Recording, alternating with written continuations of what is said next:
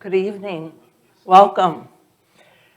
Thank you all for being here. I think everyone got some yummy food. It looks delicious.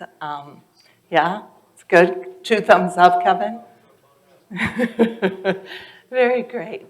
I'm going to kick us off with just an overview of our agenda. Thank you. Tonight we're going to have some public comment, and then we're going to move into our small group report out and questions. So I'll give you more instructions as we get to that part of the agenda. But essentially, we're going to have each group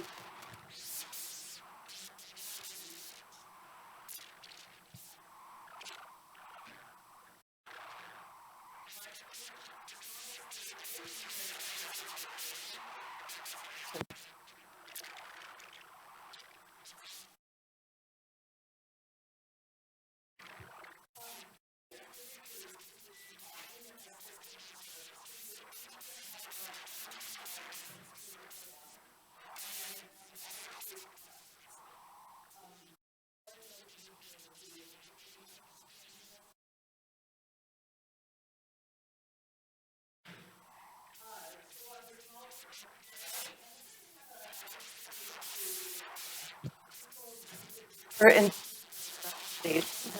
just as a reminder, these are really, really rough draft at this point. You know, you worked in your small, and you were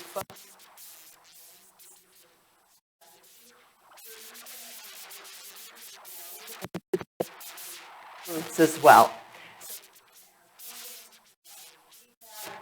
Lot.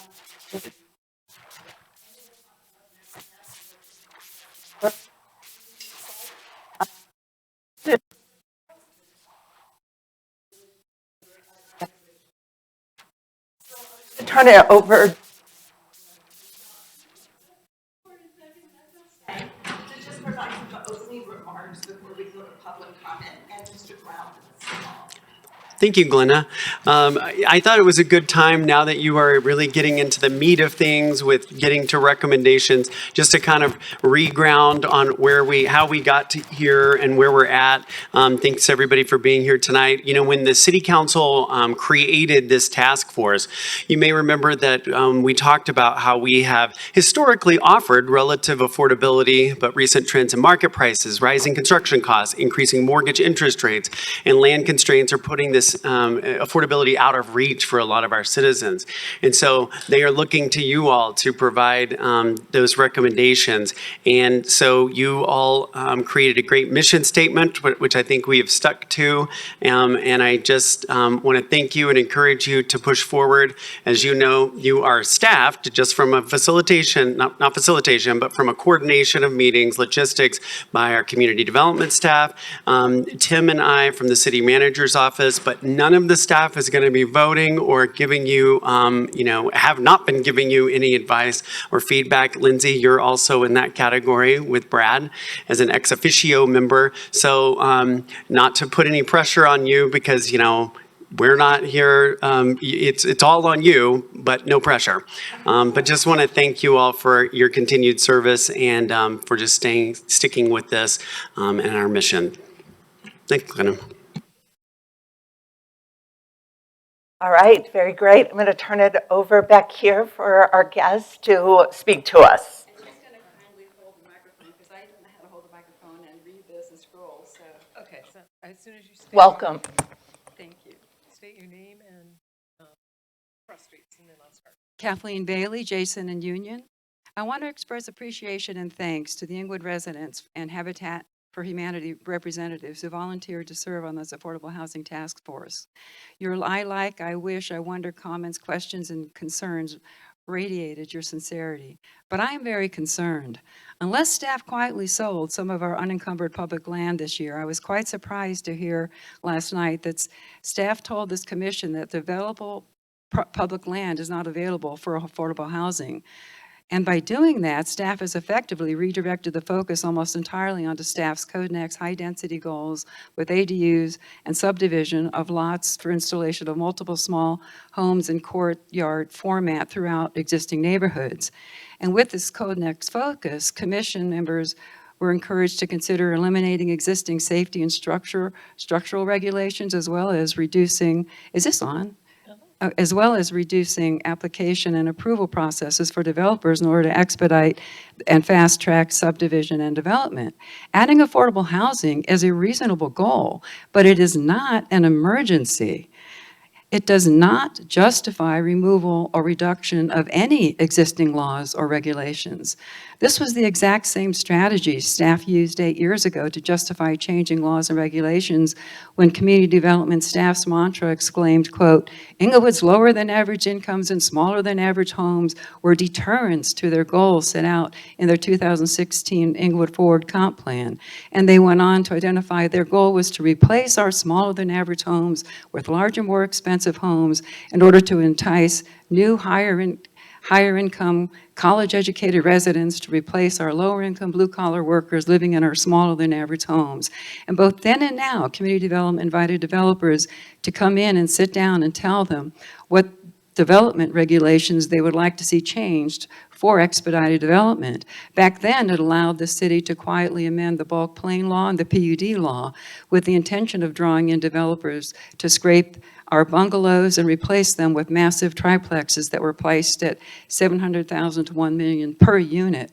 And to this day, staff is still supporting and promoting the ongoing scraping of affordable housing and replacing with unaffordable housing. And now staff will consider increasing resident sales tax or property tax to help pay for staff's continued high-density intrusion into our fully developed neighborhoods in our small city. ADUs and small courtyard homes are not cheap to build, buy, or rent. Currently, the average rent for a one-person ADU in Denver is $1,900 per month. And high density with minimal parking will be a nightmare for existing neighborhoods in our small city. High density has been the latest trend across the nation for a number of years, but has not yet led to affordable housing anywhere, just increased traffic issues. City staff should look again at unencumbered public property.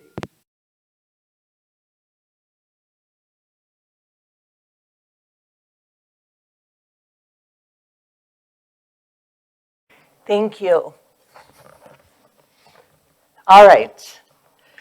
So just to ground us in your co-created strategic vision to ensure equitable access to affordable and diverse housing options for all residents of Inglewood, including seniors, low-income individuals, homebuyers, renters, and future generations, with a focus on those struggling to afford housing costs. Our goal is to create a sustainable housing ecosystem that fosters stability, encourages in community investment, and contributes to the overall well-being of our diverse community. So that's where we start and end. That's your sort of North Star. So here's how the presentations will go. As I said, you'll have about 20 to 25 minutes. We'd love just to hear kind of a high-level overview of your discussion. First of all, let me back up and say thank you for meeting outside of these task force meetings. That was an additional calendar event, and we're really, really grateful. And I know that you had to really sort of condense those, so thank you very, very much. So a high-level overview of your discussion, then the presentation of recommendations. We'll have those up on screen when you present. I'm actually just going to give you this so that you can go through. And then we'll take questions from the larger task force. After each group presents, you'll have a chance to just sort of percolate on that, and how we're going to do that is a gallery walk. So essentially what you'll do, I've got them, some of them more condensed than others, but all of the recommendations are up here. So you'll have a chance to go and sort of be with them as a complete kind of set of recommendations. Again, this is draft. This doesn't mean that you might not add something, or you see that there's some sort of duplication and you actually want to combine something, or you realize as a task force, this is just something that we realize that we can't get behind as or align to as a recommendation. So you'll have a chance to just view these again. Then we'll go through an exercise where you'll have an opportunity to look where there are commonalities, are there any? Where there are contradictions, because we actually want to note those as well. So are there any contradictions? Like if you went with this recommendation, it would be in direct contradiction to another recommendation. And then questions, any remaining questions that you didn't ask of the, I'll go over these instructions again, but I just want to let you know where we're headed. And then we're going to ask you for refinements or improvements, just suggestions at this point. We will take all of that and we'll begin to put it into some sort of congruent kind of package that we'll revisit in November. So we're still in the very early stages of drafting at this point. Tonight, though, I am going to do, for those of you who are here, those who weren't, I'll quickly hit it again. We have what we're calling a 5-point alignment scale, just to check to see where are we, are you landing on these? And you'll have an opportunity to do that with a sticky note. So you're going to say 1 through 5, where you land for each of the recommendations on aligning, just so we can see what do we have here? Where are people, right? Because we're working towards consensus at this point, not 100% agreement, because you're not going to, but what is it that we can align on? Does that make sense? Any questions? I'm going to be pretty prescriptive here, just in the interest of time, so I'm going to ask our build group to go first, just because that's the way it was organized. So who's in the build group? Okay, great. Did you discuss who was going to present in your small group? We did not, we've been pointing fingers. You've been, so those of you who are in the other groups, be thinking about who it is you're going to actually ask to present. Build, who is it? I thought Joe was writing a screenplay. I'm working on it. It's still in progress. I'll go. Yay, Aaron. All right, Aaron, I believe with build, they're all on the same slide, so you're good. Okay. I guess the overarching theme, and I'll kind of read through these, but was just that currently we're not seeing the type of development or housing types that we think the city needs, and that not just think that the city needs, but that the housing needs assessment has shown that the city needs. And so, you know, our recommendations were really formed around how do we encourage the types of units, the types of price points that that we feel will not only bring affordability, but also just more supply in general of housing in Inglewood. So, and these are in no particular order. You know, we didn't prioritize them, but one of the discussions that we had for quite some time was about additional development on small lots. So this is concepts around ADUs, around additional units on small lots, but also some concepts around how those small lots can be ultimately utilized, separating, sort of like in a land trust model, separating the improvements from the land, being able to sell ADUs. All of this we would want affordability restrictions or covenants around, or at least that was part of the proposal. But just getting creative around zoning and allowability to sell the structures on smaller lots.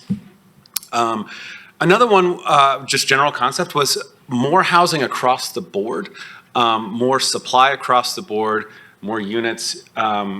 You know, just the basic concepts of supply and demand means if there's more of them, the price should be more attainable in all types of units and at all price points.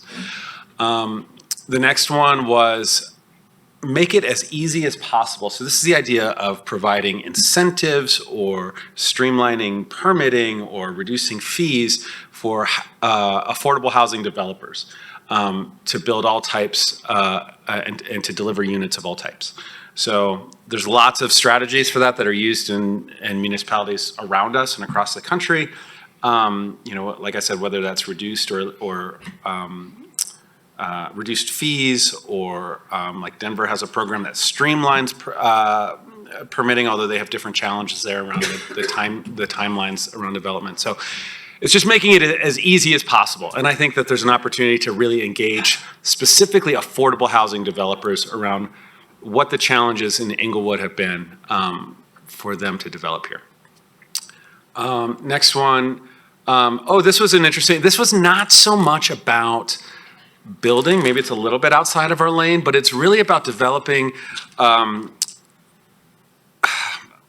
I see it as branding. I see it as, I think it's described here as a community education campaign, but really leaning into the idea that we can define what Inglewood should look like in terms of housing. Like, what kind of community do we really want here?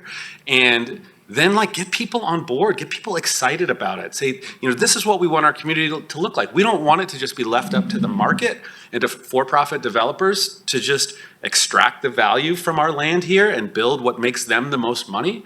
We have an opportunity to really say, no, we want something different. We don't want these $1 million duplexes and triplexes going up on single family lots. What do we want? Identify that, be clear about it, and then make some sort of campaign that we want Inglewood to retain these characteristics that we've always loved.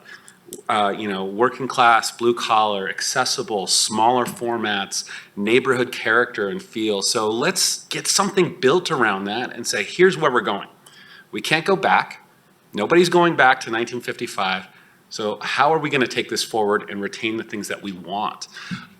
So that's, like I said, not so much about building, but about getting people on board. There's been so much resistance to and contention over zoning code changes and things like that really it takes a public education campaign to say, here's why we're doing it, and addressing the fear that people have about what the future might look like.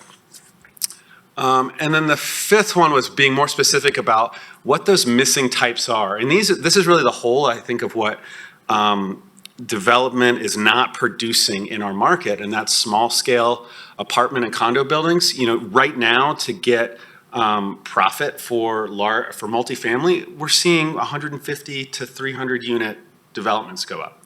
How do we incentivize smaller scale, that missing middle type of unit? So 8-unit apartment buildings in R2 districts, up to 16, like these smaller format buildings that we just don't see built anymore because of, like I said, because of the economics of it. And then also targeting that attainability, I would say, those $500,000 to $800,000 units. A lot of the scrapes that are happening are much even higher than that. So how do we incentivize that smaller scale for families that fall even just above the low income designations? And then again, around size, 15 to 2,000 square foot units. We're seeing 4,000, 4,200 square foot duplexes, because that's what the price per square foot economics are just driving that. And then this was one that was added, and I would defer to whoever was the one who added this to maybe explain this a little more about the feasibility of legalizing point access, not requiring dual stairways and that kind of thing in, I'm guessing, in walk-ups. Was that Samantha? That was me, sorry, because I missed that meeting. But No, I no think problem. that falls under the spirit of what our group talked about it is, without getting into the weeds, a way to make it more affordable, to build affordable housing for all types and all types of units without changing zoning, without making dramatic, big $3 million triplexes. It reduces footprints. It just helps achieve all these other goals that are listed above. And it's something that lots of other states and municipalities are considering. So because of Inglewood's size, it's something that they could more easily explore than, maybe even more easily than a city like Denver that's much bigger could do. So that's all. I'm sorry, we have one more. recommendation. I just want to point out that if I remember correctly, you are an architect, is that right?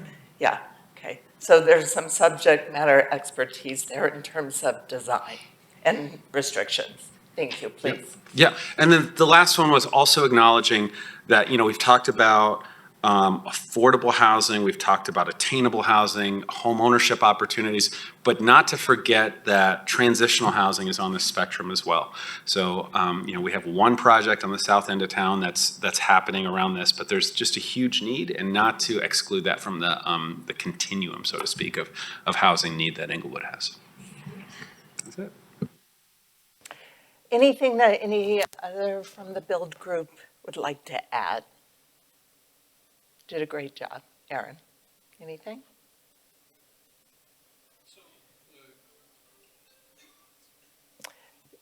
Before we go to questions, I just want to make sure, anyone to add, anything that would be helpful? Hugo? I mean, I think there's plenty to be added in discussion that happens, so I don't Okay. need to jump in front of that. Great. Thank you. And here's what I'm going to say versus me trying to capture refinements. That's the second part of tonight. So I'm going to ask that you all do that work when we all go up to the board. Yep, please. I was just going to ask when we'll be discussing some of the details on this, because there's one thing that was mentioned in here that is an extreme fire safety risk that was brought up, and you're wanting to reduce that restriction. So I won't say it now unless it's the appropriate time. Well, I think what we're going to have now are the questions, and then if you have specific more, so if you have a question, let's have that. But if you have a concern, something that you know from your experience would be an issue, we're going to ask you to write that on that sticky note and place it up there. Okay, I understand putting on a sticky note's one thing, but this topic is something that really should be spoken about. Let's do it. Okay. So one of the things that you brought up is reducing the dual access for fire egress. To give you a little bit of my background, I'm a fire suppression guy. We do engineering. I work with fire departments all the time. I've been involved with writing state exams when it comes to fire prevention. By removing that second form of egress, you're asking for death. And I'm not trying to be melodramatic, but you're asking for death. So what happens in an emergency situation? The trucks roll up, they start connecting, they start bringing hoses up, the fire sprinkler systems, if it has it, will be going off. You have guys in bunker gear, you have hoses going upstairs, you've got people living in that building who are potentially disabled. The elevators aren't going to be functioning. They are shut off because that's like a jet tube during a fire, okay? So you're trying to evacuate people with limited abilities. You've got panicking children, you got panicking people. And you see people panic just over a fire in a car that's 20 feet away from them or 100 feet away from them. They're just panicking. Now you're trying to mix up the EMT guys, the fire fighting crews, all that equipment with all of these people trying to come down the same stairs they're trying to go up. This is a recipe for massive disaster. I will also tell you, with my discussions with Denver Fire Department, and we're not talking to guys on the trucks, we're talking to guys up high. This is an absolute no. It will never be accepted. And the reason that we have the need for two egresses is it's tested and tested and tested by national organizations and insurance companies trying to keep their losses low. This is not a solution and should not be considered. Frankly, we're opening the city up for massive liability. Okay. Just to ask a clarifying question Yes, from please. specifically from Samantha. This is obviously something that has been accomplished in certain instances in certain cities and areas. How is this risk mitigated? What is done in these types of single access buildings that can make them viable knowing that this can drive down construction cost if allowed?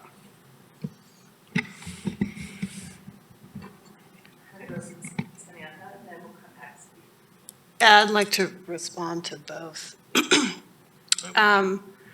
For some context, this single point access design already exists basically everywhere, specifically for what people call walk-ups. It's 3 stories. That's a single stair. The only thing, say that, for example, that was brought up in the recent Colorado House bill that got rejected or put aside was to extend that for 4 stories or 5 stories. That's it. This already exists for 3 stories. I understand that. I'm not saying do this over the approval of your fire department. Like, talk to your fire marshals locally and see what other compromises can be made if you do allow single access to 4 or 5 stories. That could be more fire sprinkler. It could be other fire safety measures.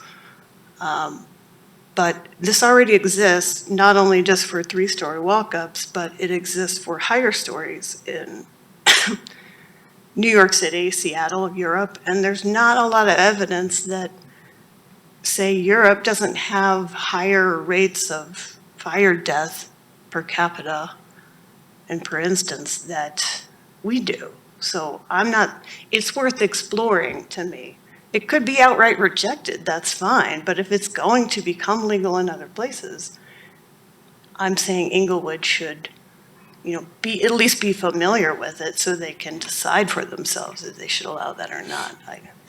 That's kind of doesn't really address what your questions, but it is a way to reduce a lot of cost from development and construction standpoint. And it makes some really nice units, but it's hard to describe that without visuals. That's, Sorry. I don't want to dominate the whole discussion with that. The way that it's worded, and remember these are in draft form, is explore the future feasibility. It's not an actual recommendation, but because you have to explore that, you have to have conversations with fire marshals, fire department, right? Right. Okay. Right, and that's what I was trying to imply with that comment is explore the feasibility, if at all, in any version. Thank you. Steve, we'll have you respond, and then we're going to move on for other questions. Okay, I understand what you're saying here, but if we're considering material sciences, the type of materials being used, in the United States, we use a lot of lightweight materials, a lot of materials that are man-made. They literally burn fast, okay? If you're comparing it to the structures that you're going to find in Europe, you're going to find that they are using materials with larger mass, less fire. It's not going to catch on fire as easily, and it's not going to burn with as much veracity. TGIs, which is a common type of structure or part of a building for flooring. Fire guys will go in there, and it scares the living tar out of them because they can shoot their guns at that floor and say, "Oh, temp's fine." 5 minutes, and I'm not joking, 5 minutes later, that floor is collapsed because fire got in there between the TGIs, all of the materials that hold this thing together just softens up and it goes whoosh, and a giant flame goes up, okay? I wouldn't have a problem with a single access if we built like they do in Europe, where it's all masonry, where you're dealing with products that don't burn. But that's not the way that they build here in the United States because we're looking for lightweight structures. We're trying to keep our costs down. And we also don't build for buildings to last more than 50 years. Okay. Any other questions, please, Yes, Kevin? my comment is, just by what just from what Steve's saying, shows me that we can't just give developers a blank check to do what they want in this city. We need the affordable housing, we need things to happen, but just like Ms. Bailey said, this isn't an emergency. We don't have to have this right this minute. It's not like people are out of a house. We need to slow down and we need to look at what we can give to developers and what we can't give to developers. I was a framer back in the days. I was on those crews and I know what happens on those crews. I know what we're dealing with here. We need to slow down. We need to figure out the pros and the cons of letting these developers slide and have easier access and cutting codes for them because our lives depend on this. Our homes depend on this. Quality homes depend on what these builders develop for us. So cutting corners for them, I think we really need to be cautious. And that's what I have to say. Thank you, Kevin. Questions? Other questions? I have a Or- question. I Aaron, just you- want to clarify. I don't think any Yes. of this is suggesting giving developers a blank check on any of this. In fact, I think that's probably some more. The other end of the spectrum, because developers want to build what can make them the most money. It's the economics of it. This is putting more of a framework around that to build what is beneficial for Inglewood, not just the developers. And also one other thing, I think some of us in this room don't have an emergency around housing, but there's a lot of people not in this room that do have an emergency around housing, and it does exist. And I think all the data we've been seeing over the past year shows that it exists. Please, Jake. I would just like to ask, I guess, clarification on one point that caught my attention. Something about, well, I guess, point three in particular. I guess my thought is, well, and there was something you said about increasing supply of like across the board of all kinds of homes, and that increase in supply should match demand and bring prices down. If I understand that correctly, I mean, I would agree with like increasing density as far as basically only for affordable housing, because I think that a sort of simplistic supply and demand idea has not borne out, and I think that idea is pretty popular. But I think what we see in reality, especially like some of the R2 neighborhoods and stuff around like Old Hampton, where you can see where they had a bungalow in the 300 or 400s that got, you know, the density certainly increased, but that if it's all just up to the free market, that affordability is going to get much, much worse. Even if the sheer number of units increases, the number of affordable units has gone way down. You know what I mean? So I guess just some clarification on that point, if I understand you correctly. I mean, I think that kind of speaks to the piece of defining what we want in this city. You know, there's, again, if any of this was worded as giving a blank check, certainly not to developers and not just leaving it to the market to develop what they want to develop in Englewood. That's why I think the number 4 piece is important, is really clarifying and defining what we as a city want for housing, and then let that be the guide for those things. Yeah.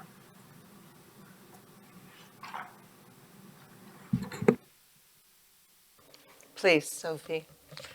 So those, I clarified with Sophie that her nameplate said, or name tag says Sophia, but she goes by Sophie.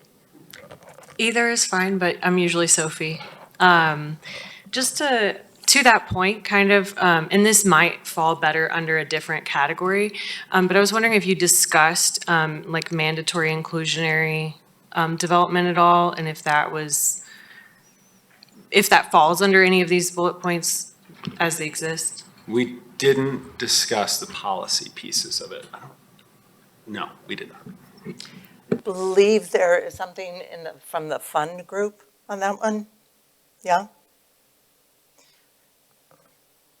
Any other questions? Please. So the question would be, how dense is too dense? And especially when we're comparing ourselves to other communities, even close to us or further away from us, how much is too dense? And the reason I say that is Inglewood is the 28th largest city for population. Numbers are a little old that I looked up, but we're 28th. We're 6.5 square miles. that works out to about 5,400 people per square mile, okay? The only other city that I could find that's higher than this is Glendale at 0.5 square miles, 9,000 residents per square, and I did that to do per square mile. Okay, so they have 4,500 residents. Steve, do you have a question? The or- question is when is it too dense? And I'm giving some details so that they can think about what makes sense. If I just simply ask a question, everyone sitting here will go, I don't know what the facts are. So I'm presenting some facts along with my question, okay? So on the average in the state, it's typically around 3,500 people per square mile, and then it starts dropping down. If we look for other cities within our state that are the same square mileage, their population is about 22,000 people, works out to about 3,500 people per square mile.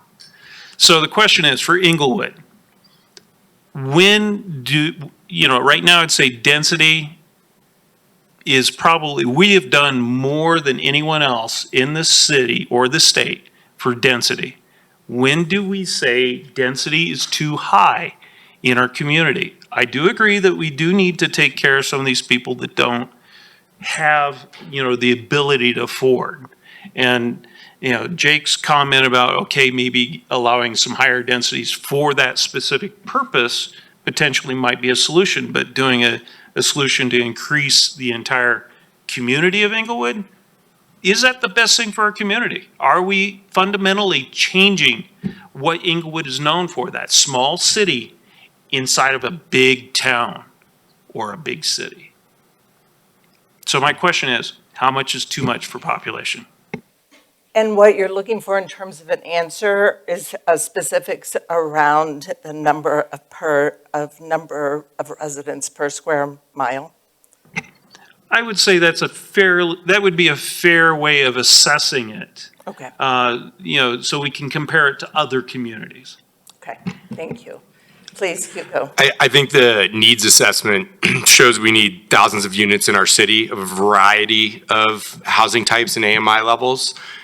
With a city, and as it's been mentioned, that's more or less built out, where there are some parcels and things that could lead to some supply, but it is looking at the different zone districts and allowing the type of responsible density to come to keep Englewood, while knowing that we're located in an infill location that is going to continue to grow in population.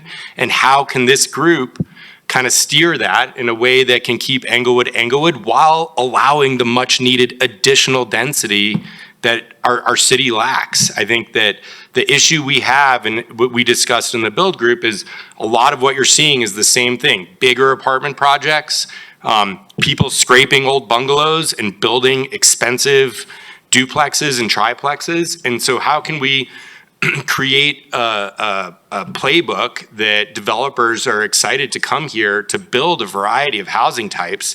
But yeah, it's going to require more density that the data shows that we need. So I'm less concerned about people per square mile. I am very concerned about housing the people that our city needs to house, especially for business owners and their employees, so they don't have to commute to Englewood, they can live here. And it's very challenging right now. There's a lack of that supply. So I'm less maybe focused on how much density is too much, but how do we pave the way to meet additional supply? A big piece of this is preserving our natural affordability, but how can we do that while steering the type of density that is good, positive density for families and more people to come to our city, and the people that are looking for housing that don't have it in our city to be able to afford it? Thank you.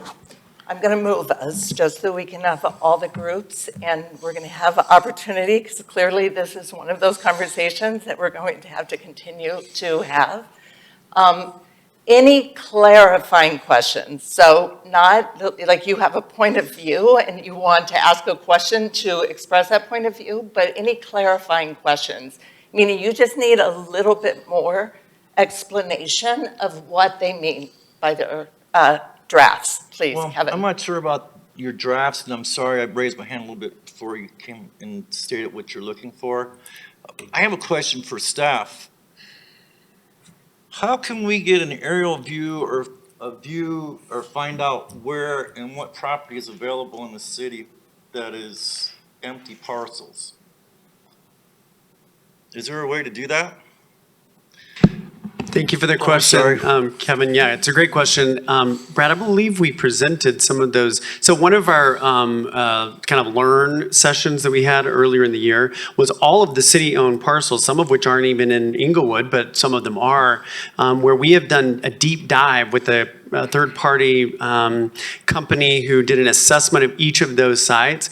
We interestingly own a lot of land around the Broken Tee Golf Course, so some of those were sites. We had a site near one of the parks here where we own some adjacent land to a park. So we have analyzed those and are absolutely supportive of, if the taxpayers and the council and our residents are willing, staff would very much support, seeing those public lands utilized for this purpose. And that's what I'm asking, do we have property in Dove Valley? Does Inglewood have property in Dove Valley?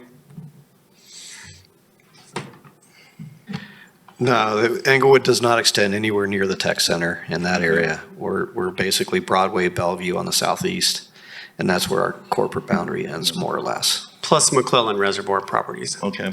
So how could we, as Affordable Task Force members, visualize and see what's available and try to gear towards utilizing those properties instead of going into neighborhoods? Yeah, we can provide that information again to the task force.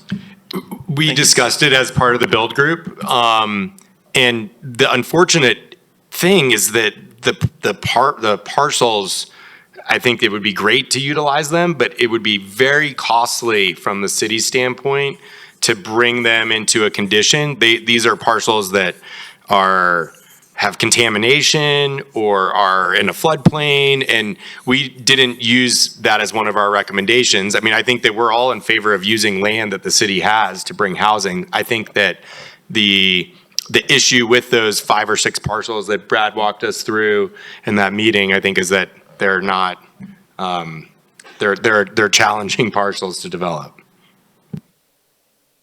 Please. I want to add too that once you start congregating housing into a specific area and not allowing it to scatter through the neighborhoods, you start to create slums. You start to redline people. You start to create pockets of low-income housing within a community, and it becomes less of a community. It's not something that affects all of us. It becomes that problem over there, and that's how slums were created. That's how ghettos were created. So it's something that we're trying to avoid by allowing people to live within the communities that we own homes in. Clarifying questions. I'm gonna wrap this up. Yeah. We're gonna have the opportunity for more philosophical conversations about each of these recommendations, but we want to give each group an opportunity to present. And then you're going to have an opportunity to communicate. And I get it at this point. If what we did was we spent the whole time, we wouldn't be able to move us forward. So we are going to collect feedback.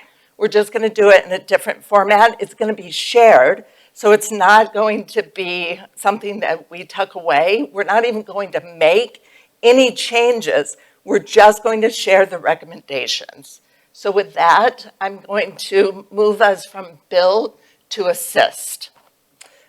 Who is on the assist? So Sherry, are you it?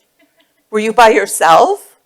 You were so, let's give it up for Sherry. Jake and I were together. Actually, Jake is preserve. We did assist and preserve together, but he's going to present the preserve. Oh, got it. Yeah. So you're right. Assist and preserve, we combine. Thank you. Yeah. So we'll start with Sherry. So give it up for Sherry and Jake. They were small but mighty.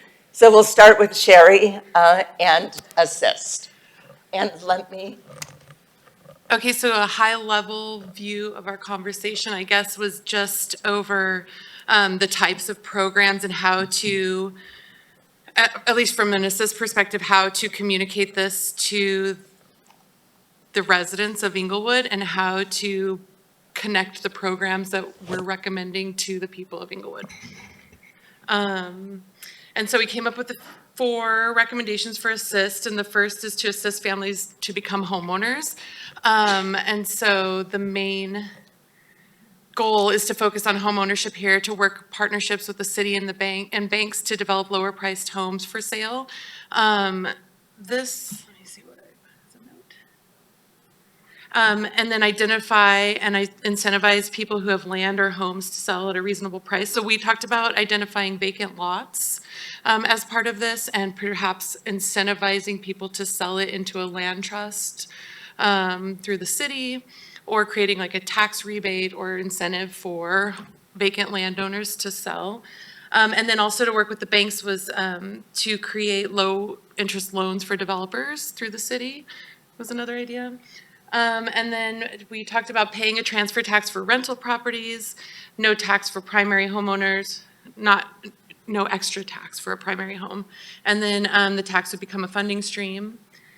Focus on non-owner occupied properties to collect a revenue stream, or incentivize it to not be used as an Airbnb. We talked about maybe like a lodging tax on short-term rentals as well. Create a funding stream for homeownership down payment. So this could be in the form of a grant through the city. This could be in a partnership with a local Inglewood bank. And then review options for current renters in Inglewood to enter into homeownership. So how can we incentivize people renting to purchase what, hold on, sorry, I need notes. And I put identify the gaps, what's the difference between the median rent payment and the median mortgage payment, and how can we create education opportunities to convert renters into homeowners. Idea number 2 is to identify the groups who should be assisted. So who are we aiming this program at? Renters, developers, homeowners, seniors, homelessness, business owners, and future generations. And so really centering different programs around these different groups because they all have different needs. And really prioritizing the gaps identified in the study as the biggest needs, which are the lower 30% of the AMI and 80% to 120% of AMI. So potentially 2 different programs for these groups, affordable rentals and then affordable homeownership. And how can we assist them? And then we talked about the different AMI levels for Inglewood and how they probably differ from Denver and definitely from Arapahoe County in general. And so we talked about potentially examining the AMI numbers for Inglewood as compared to Denver or Arapahoe County, and maybe creating our own income standards for the city. It might be more effective when we're evaluating who needs these things. And then we talked about the impact on schools when there's a housing instability. And so really focusing on families with kids inside Inglewood Public Schools to help them not be just renters, but also become homeowners so that they can stay in the school system, stay in the community. We have a high non-owner occupied home rate in Inglewood, and that affects the schools. And so when we see a high turnover with rentals, and we see a high turnover in the schools. And then creating a tenant equity vehicle will help families achieve housing stability. One of the things we talked about was a requirement for developers of affordable housing rentals to create a tenant equity vehicle within their properties to create a down payment option for future homeownership through their rental programs. And this is something that Denver's doing, so through Prop 123 funds through CHAFA, so it is something that's being implemented in other places. It's grandfathered, so it hasn't really gone into effect yet, but and then one of the other things that I talked about in our meeting too was really having Inglewood, the programs that they're creating, focus on the policies that they've already put in place. How can we make ADU building more affordable? How can we streamline the permitting process, which I know you guys talked about in Build, but how can we assist this process to move forward more affordably and quicker with the things that have already been passed and implemented with cottage laws and ADU laws. So, not laws, but zoning. Ordinances. Yes, ordinances, that's the right word. Thank you, Sherry.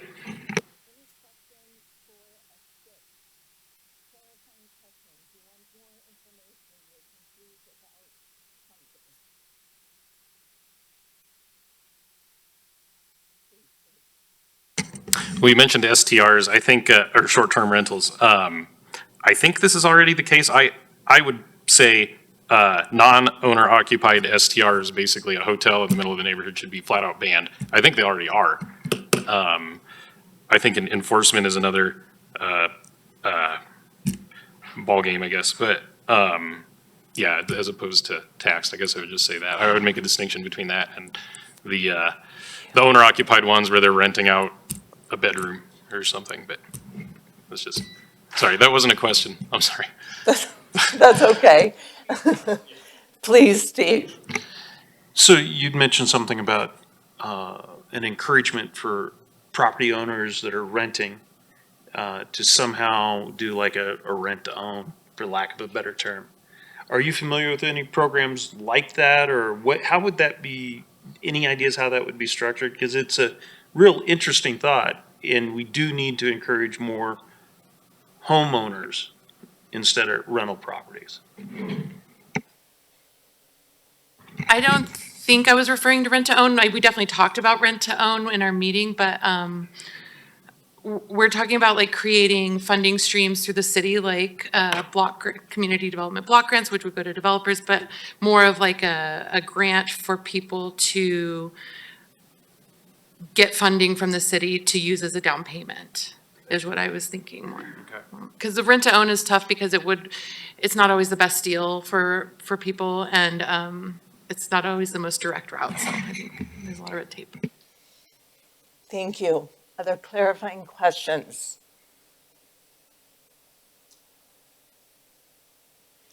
Okay. Jake, let's move to preserve.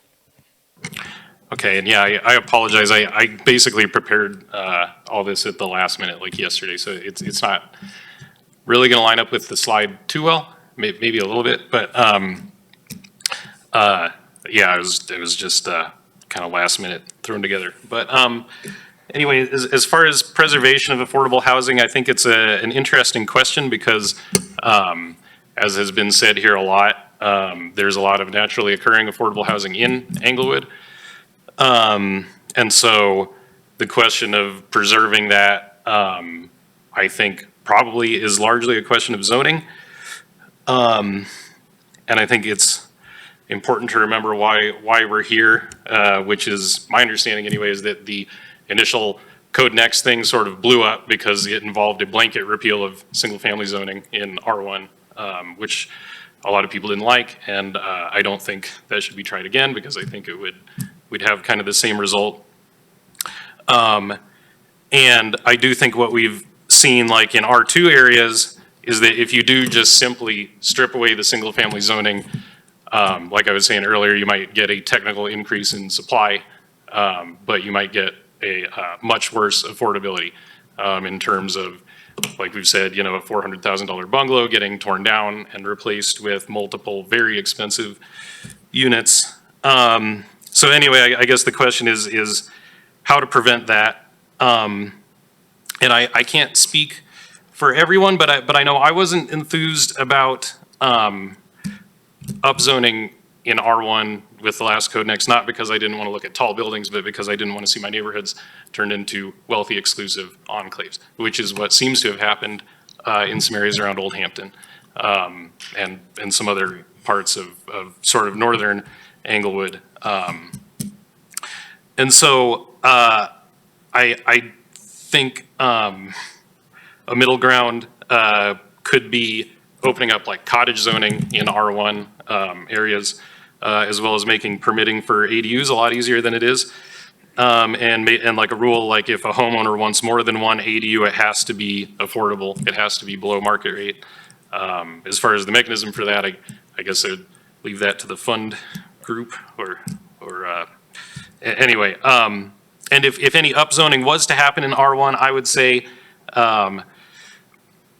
upzoning as far as allowing for duplexes, triplexes, fourplexes where they're not currently allowed, it should only happen for 100% affordable properties, not where one of 4 units is affordable, but every single unit is affordable.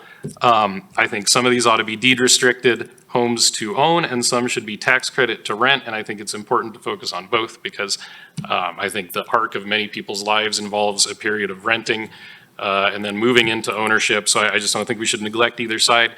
But I think upzoning in R1, if it were to happen, should involve no market rate, only nonprofit developers. And I think people would be more on board with that than they were previously. And I know from some of the, I watched some of the study sessions a couple years ago, and I think a lot of people would say that's crazy and unrealistic and silly. But I would say we should be courageous and we should try it and see if it works. I think we should not be afraid to play hardball with developers.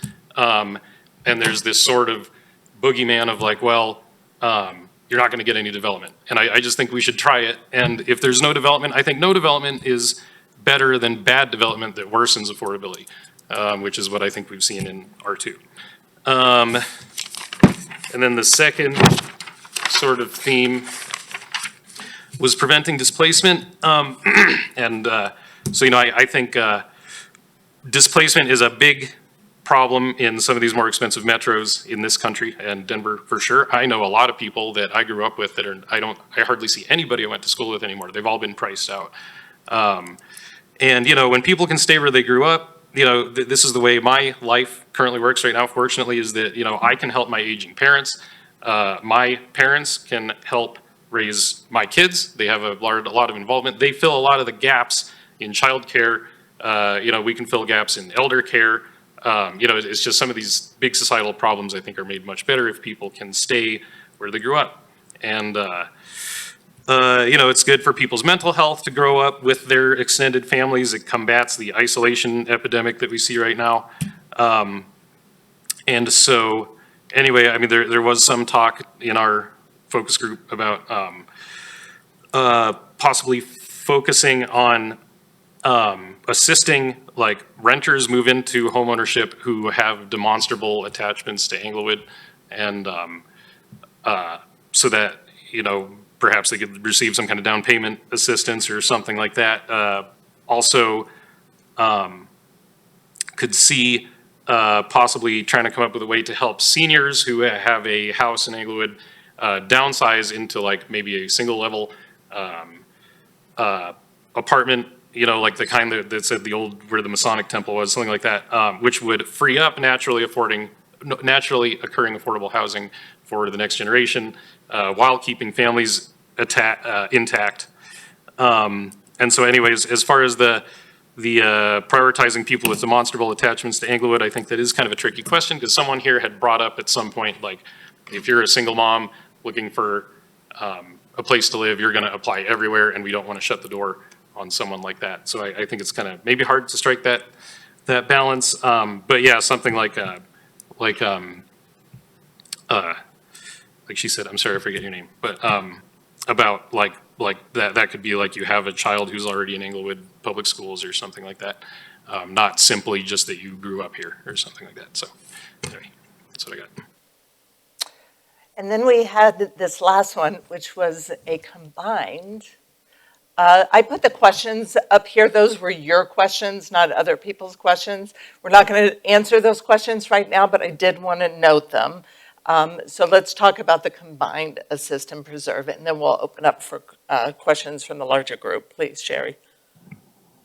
So the last thing that we talked about was creating an affordable housing committee and potentially a person within the city staff who runs this program. The housing committee would be responsible for connecting with the community, finding those vacant land parcels, and really continuing this conversation and reevaluating this. So this isn't just a final thing that we take to city council, something that evolves and grows. And then the person within the city would be that connection to those resources, and also work in a tri-city capacity to connect with Sheridan and Littleton and create a bigger picture instead of just an individual municipality goal, and see how we can all work together and continue this. So, and then I do want to touch on one of the questions, but the ranking system that we talked about, I've seen this done through the land trust and through lenders, and it would give priority to Englewood residents or employees for certain loan options for down payment assistance, and give them priority for this money, essentially. Anything you want to add, Jake? Okay. questions for Assistant Preserve? Please, Steve. A couple of quick questions for Jake. When you say up zone, would you elaborate just a little on that? I guess I take that to mean increasing density. So basically, like where you could only have a single family home, allowing duplexes or above. So like the ADU? Or like increasing, bulk planes and height and stuff like that, like increasing density. Yeah. Okay. I And think you that's were mentioning deed restriction on R1 ADUs? Is that what did I hear that right or no? Well, or I was saying like my thoughts were if you were to allow any upzoning within R1, all of those properties, like if they were rentals, they would, be tax credit or some other mechanism of subsidizing or lowering the cost below market rate. Or if it was to be an owner occupied home, then something like a deed restriction to keep the cost down. You had kind of, I think you alluded to ADUs that are, something special about ADUs that are meant for extended family or, like elderly parents or, was there something in there? Well, what I said was, I think it should be a lot easier to make ADUs. I've heard some anecdotes about permitting nightmares and stuff, and so I think it ought to be easy to make an ADU. I was thinking if a homeowner wants more than one ADU, then every ADU above one ought to be below market rate. Is what I thought. Thank you. Yeah. Other questions? Thank you, Steve. Other questions? All right. Fund. Who's in fund? Sophie, were you, Mitch? It was me and Corey, Of course. but he's not Okay. here tonight. so Gotcha. Thank you. It's me. I think I'm going to hand this over to you so that you can toggle between slides. I had to get into Microsoft Excel because I was like, well, let me make a chart really quick. So the start of our conversation, really, we start with the housing needs assessment. One of the first recommendations they made is to establish a dedicated funding source. And all of the other things that we've discussed for building and, down payment assistance or temporary rental assistance, all of that requires a dedicated funding source. And what we were trying to find was a way to have that be stable, consistent, and kind of spread across a lot of stakeholders, not something that really penalizes any one group. Like it's off the backs of everybody here, basically. So we also, as part of that, as, adding additional tax revenue in some way or another, most likely, suggested that an affordable housing committee be established as well, as that being part of, now there's a budgetary concern and oversight and all of those things. Just as Sherry said, kind of having this continue to grow. There is one existing budgetary line item that already kind of falls under what we're doing, and that's Fund 46, and that's currently used, there's about $1 million in there, and that's currently used to help people fix their homes, to stay in their homes, and maintain, so that would be preserved as well.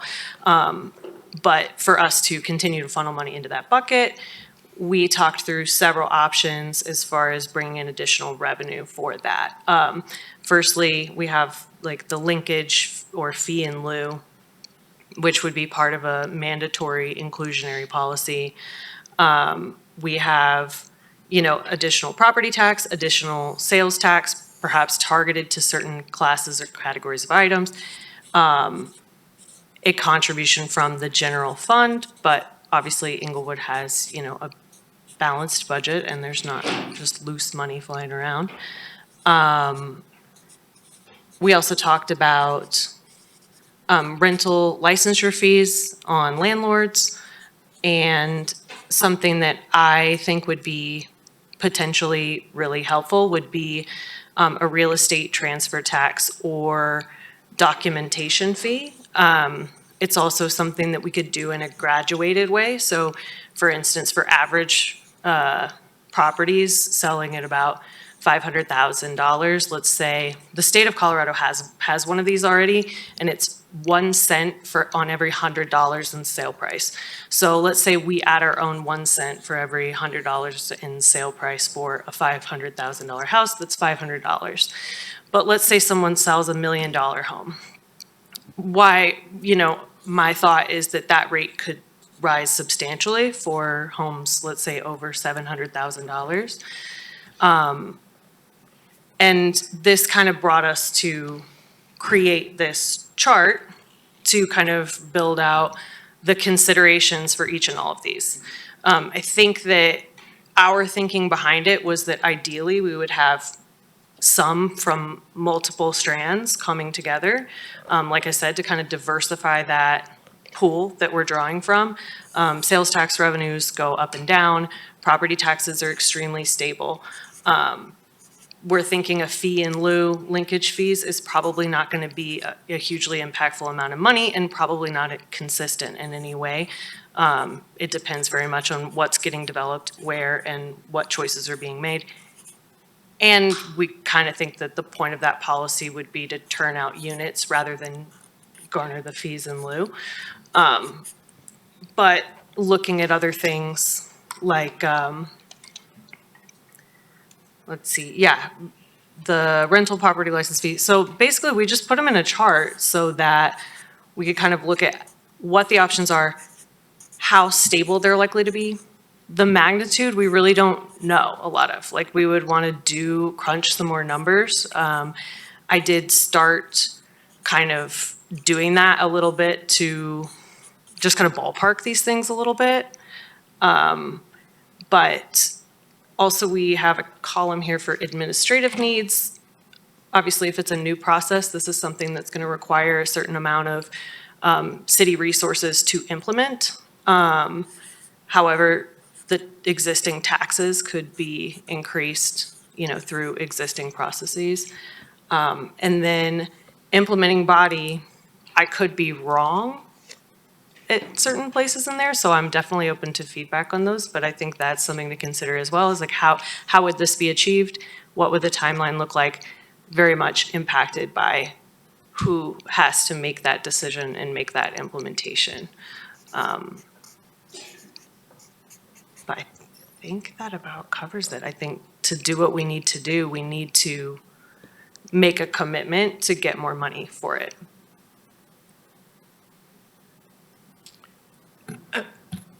Is Corey on? Corey is online and he's raised his hand. Corey, can you hear us?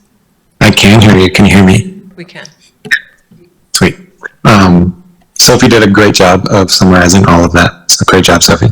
I think the only thing I was going to add was one of the reasons we wanted to combine it in that chart was a couple things. Is we really felt like we wanted to create a portfolio of funding sources, and to try to look at that in a chart and say, how could we establish these together so that we're not leaning on one funding source too much, and really depending on that. And if market conditions turn, then, and that runs a little bit drier than it had, it creates inconsistency. And so if we have a good portfolio of funding sources, that can create consistency in funding, which can create consistency in the administrative staff that might be necessary for this, and the developers that you're working with, because sometimes these things take a long time.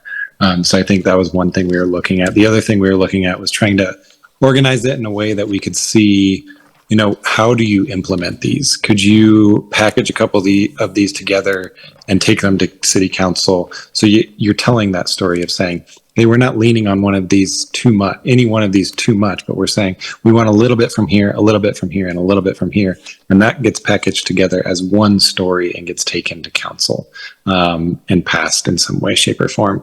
But there's others that might have to go to the voters. So it's kind of trying to understand what could be, put together, and told as that story. So I think that's about it. Thank you, Corey. Questions, clarifying questions. We'll go Hugo, Joe. We'll start there. This is great. I think this is really cool. I like the chart a lot. I'm curious, just from a staff perspective, is the rental property licensing fee, is that something that council or staff has discussed and evaluated? No. Okay. I mean, I'm familiar with it from owning a bunch of properties and units in Denver. And although on one hand, it's a huge pain and costs a bunch of money, it serves two purposes. One, it obviously creates funds that can be utilized for a city that has a lot of rentals. And two, it makes sure that those rentals are safe and, are adhering to certain guidelines from egress, fire, life safety, code compliance. So I think it helps with taking units offline that maybe shouldn't be rented or inhabited the way that they are, and that they're upkept while generating fees. Thank you. Hugo. Joe, please. My question is about the rental license fee as well. I'm just curious if there's any data that would show that those fees get pushed off to the renters, and if we're trying to make rent more affordable for people, would this have the adverse effect? Yeah, this is definitely something that we did discuss in this meeting, because obviously, that was the concern that I brought. I think there is certainly in other areas, I guess, evidence to suggest that landlords do push costs onto renters, but at a certain point, I guess it's a concern. It is definitely a concern with that policy. That being said, I thought it was worth including as a possibility, as well as, especially considering the fact that it could be moderated to, let's say it's a nominal fee. Let's say it's not an enormous amount or whatever, and something that's likely to be hugely impactful to any one property owner, any one renter, any one unit. So we have control over, kind of the levels of all of these things. So I think it's worth including, but keeping that possible adverse effect in mind and, when deciding how it's implemented. I had a question. Well, since we're on rental licensing fee, short-term rentals, do we have a fee or a registration, or we do already? Okay. And then the linkage fee. I know we had a whole session on this, but that has to be tied to an impact. Is that, and maybe staff can remind me, what is that tied to? Does that tax businesses? Is it on housing development? And how does that link to to more housing? I mean, the linkage fee, a linkage fee to support housing or affordable housing. Like, it has to be tied to an impact. Like, if you're building another house and you need more firefighters to cover that house, that's the link, right? So how does that apply in housing? That would apply to market rate development. That Okay. would just be a fee on the market rate. But you're very true, you're very correct about there has to be a direct relationship between the amount of fee you're collecting and what type of community facilities are being demanded by that new development to offset the cost of providing those new services. So I know cities around here have experimented with linkage fees, but it does have to have that direct relationship between the fee that we're charging and the impact that we're trying to assuage. And as some communities have decided, the provision of affordable housing is one of those things in terms of a community service that is worthwhile paying or providing. And I would just add to that, Aaron, that we did just update our impact fees, mainly for parks, for police services and some others, and increase those fees. I think we were the lowest in the state.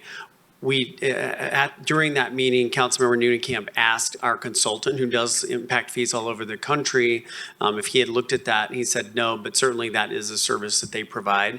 And so if that's a recommendation that comes out, we certainly have, resources that we could look into that more deeply. Other questions?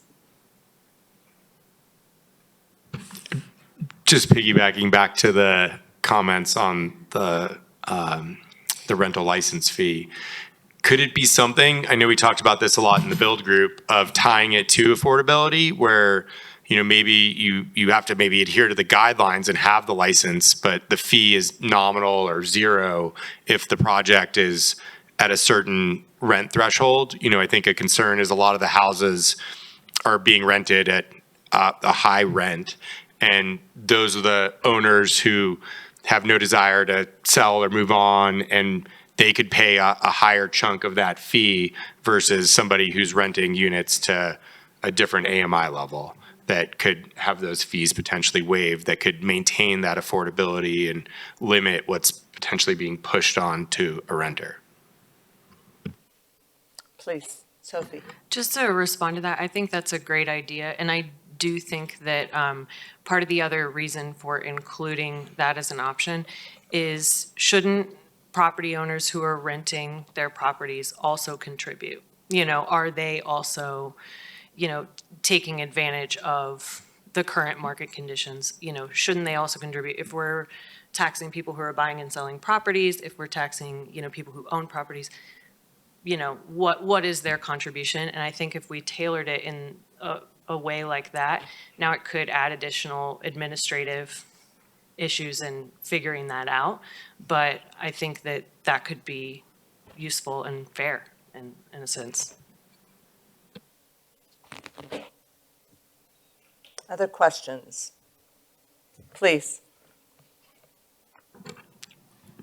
I'm not very familiar with the rental license fee, but now I'm really interested in that. This would apply to all kinds of rentals? Yeah, I believe in Denver, we pay a set amount for an apartment building of a certain size and then a different amount for a larger. But we own a portfolio of houses. And I think for each house, we pay like $250 a year or something like that to have the rental license. And I think it's like a 3-year cycle. So you have the license and it's good for a couple of years. But there's a good model with Denver of what they've just put in place that I think 2023 was the first year. It's not an annual, I think it's every 3-year inspection, but when you go to get it, there is one up front. So I would just add, just for consideration, one of the financial aspects of that would be some type of funding source for the city to be able to provide those inspections on whatever basis the city council would choose. So that would be, off the top, so to speak, in terms of that funding level. I'll also just comment as a property owner and putting things off onto the tenants, where the majority of what we own is market rate. Rents are driven by supply and demand. And, the fact that I have to pay an extra $50 a unit or whatever isn't necessarily me just going and saying, okay, renter, you have to pay $50 more. Like it is driven by where the market is for that rent. And if I raised my rent by $50 or $100 or whatever, maybe I'm not able to rent that unit when somebody could rent another unit where that would be less expensive. So I'm. Other questions? Okay, any questions, not just about fun, but that as you've heard everyone present, you now have other questions about build, assist, preserve. Before I turn you loose on this next activity, I've been making adjustments to the facilitation process as I take a temperature check on sort of where folks are in some of the bigger philosophical kinds of issues that we're going to have to sort of work through and contend. So what I want to say, the adjustment that I'm making at this point is this is just a temperature check. Clearly, to Steve's point, you're not going to be able to fit a huge objection that you have on a little sticky note. However, if something comes to mind and you want to capture it now, I'm going to give you that opportunity. But what we're going to do is we're going to ask that you work in between meetings again, not as small groups, but we're going to send these out along with a feedback form so that we can actually, for those kind of bigger, meatier kind of either improvement or objections or questions that you have, we're going to give you a chance to provide that in between sessions, okay? Someone had their hand up, please, Hugo. Yeah, I think obviously all of these are very intertwined. The two that I think I really like are, one is the staff person within Englewood who can help, kind of drive this policy forward and make sure that we're actually bringing more units and affordable housing to the market that we want. I think we talked about, like, if that staff person could get one project done a year, I mean, it's worth their weight in gold in bringing those units online. I think the second is in our build group, our number 4, which is this talking piece that I think is really important, especially with the issues we've had in the community and maybe just in this room, of discussing what type of density we do want and what that looks like that benefits a variety of people, and how that campaign could potentially combat some of the issues and the not in my backyard type of sentiment that I think a lot of Englewood and residents might maintain. That unfortunately we're in a situation where we do have a housing crisis. People do need units now, and how we can talk to that, and I think an educate way, I think, is really important.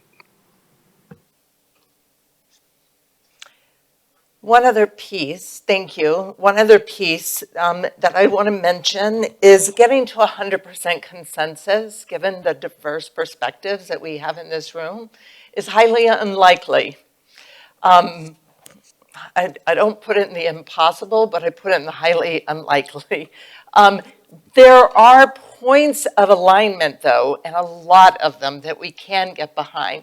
For those that we can't, one of the ways that we can capture those diverse perspectives is in a minority report that accompanies the recommendations, so that it's noted, it's heard, the opinion is there.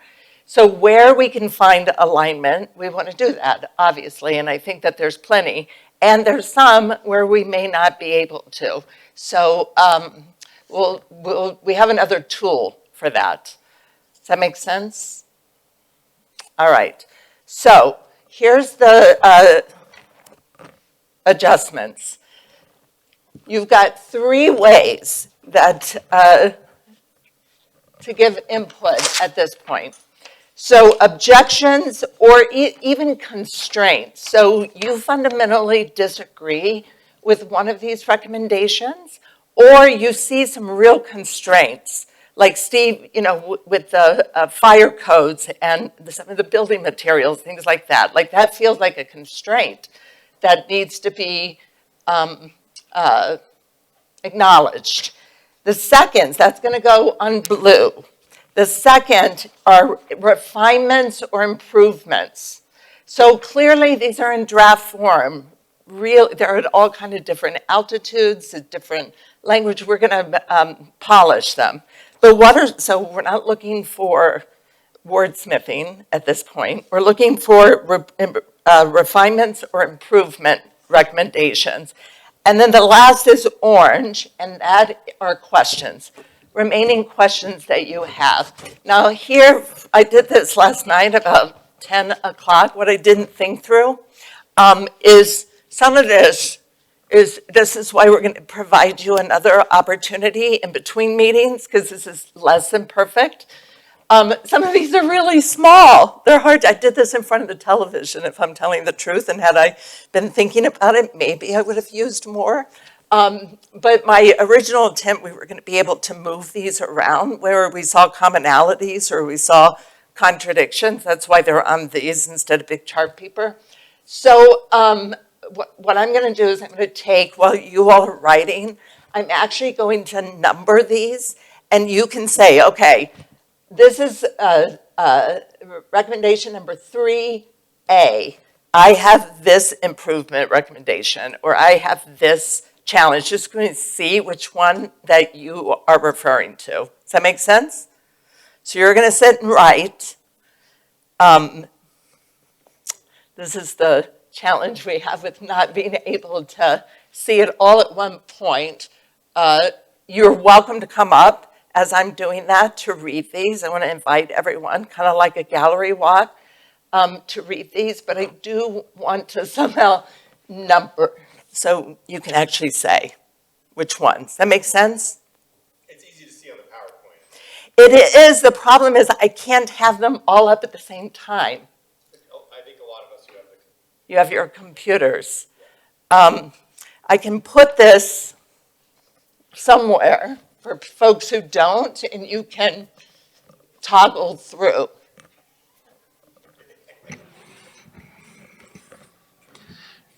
There is a lot to review here and to make comment on. Is there any way that we could do this when, I mean, we're going to be on short time, okay? Addressing these things appropriately is not going to be possible to, to address all of what's going on there, saying yay, nay, I got a question, or maybe I need to research. Is there any way that we take these questions or these statements and we bring it to the next meeting? Yeah. Or we send it in sometime That's between what, now and then? yeah, that's what I'm suggesting. We're going to capture what we can here. And then in between this meeting and the next meeting, I'm going to send out a feedback form for you. And it's going to have the same opportunity to communicate your concerns or constraints. You can communicate questions, and you can communicate refinement or improvement recommendations. So you're going to not only get to do that at the next meeting. Actually, at the next meeting, because we have 2 more task force meetings, at the next meeting, we're really at that point going to have to kind of narrow down, but between October and November, we'll send that out early next week. You're going to have an opportunity to give feedback so that we can hear it and we can begin to understand what are the concerns, what are the constraints, what are the improvement recommendations, what are the questions. Does that make sense? But some of you may have some burning, actually, you may have some burning kind of like questions or thoughts right now, and you want to get them up so that we can incorporate them when we send out this feedback form. Questions? Does that address your concerns, Steve? Yeah, I just would like more time to really think about each one of these bullet points and formulate the appropriate comment. Absolutely. Right now, there's too much to boil down and be concise. Yep. Oh, sorry. Absolutely. Is everyone clear about what I've said? That's the part I said you're going to work in between meetings. Yeah? Again, that we can't just do this in the 2 hours allotted for each task force meeting, but we're going to give you that opportunity. Any questions about that? Anyone who feels like they can't do that between now and November? We'll get it out next week. But the reason I'm having you capture it now so that I can incorporate it before I send it out. So you have the most recent kind of like, oh, this person has this question. Great. It's a perfectly imperfect process, y'all. This is really challenging. That doesn't let me off the hook as a facilitator. I got to still figure out a way. But this is a challenging process. All right, so give you a few minutes. You're capturing 3 things. If you have immediate thoughts on improvement, things we should explore, maybe it's actually something that was missed and you want to make sure, or you have a constraint that you immediately see that you want to elevate, or you have a question. I will take those, incorporate it, send it out to you next week. You have 2 weeks, really, because we'll have to have it so that we can then put it and feed it back to you before the November meeting, please. So the colors are, I'm going to put this up here, objections, constraints, blue, refinements, improvements, green, questions, orange. Please. Can you just put that on the wall, because I'm going to forget? I am going to put it on the wall. Okay. Yeah, yeah, absolutely.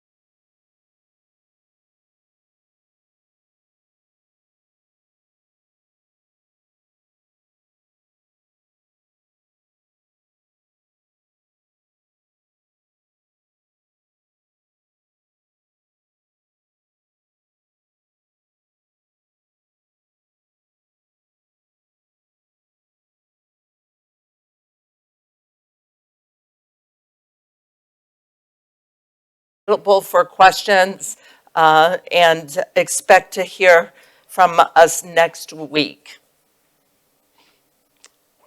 Any final thoughts before we turn you loose, please?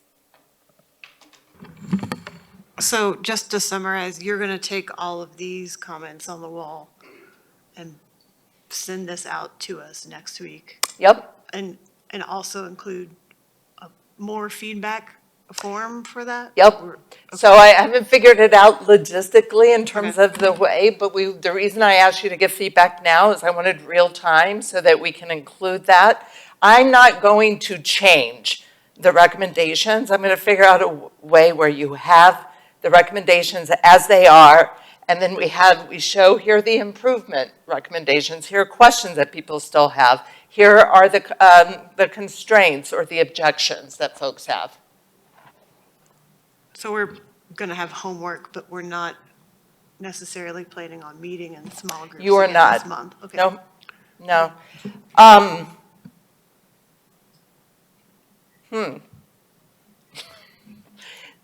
See, you're like that child that now the teacher is thinking. I'm like, maybe that's not a bad idea.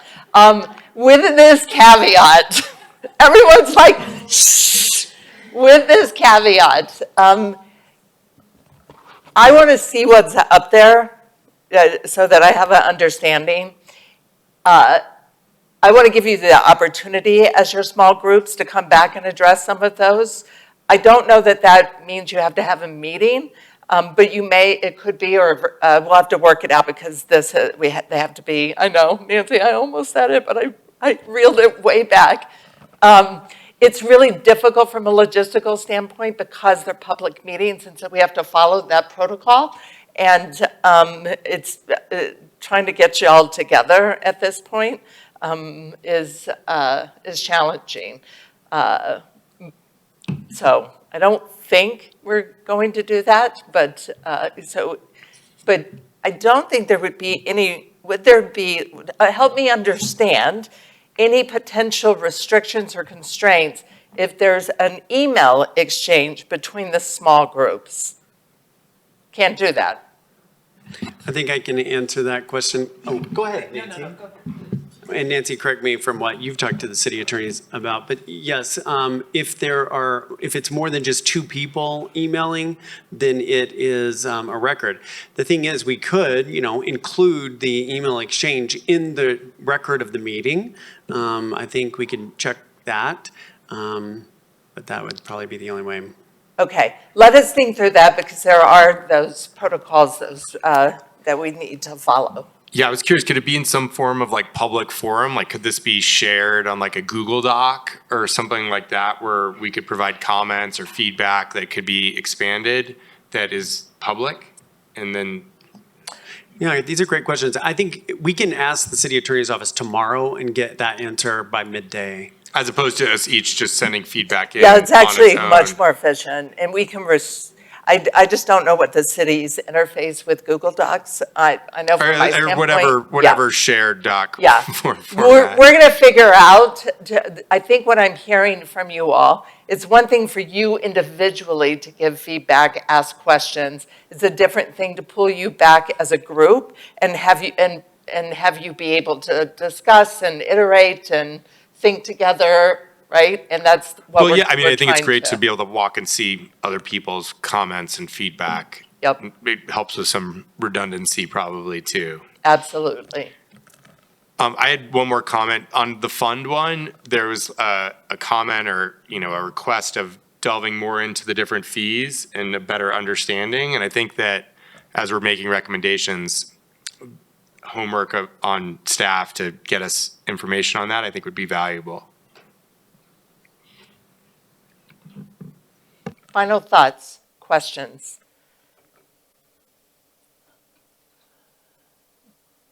All right, again, a big thank you. It is just before 7:30. We'll see you, you'll hear from us next week, and we'll see you on November 7th.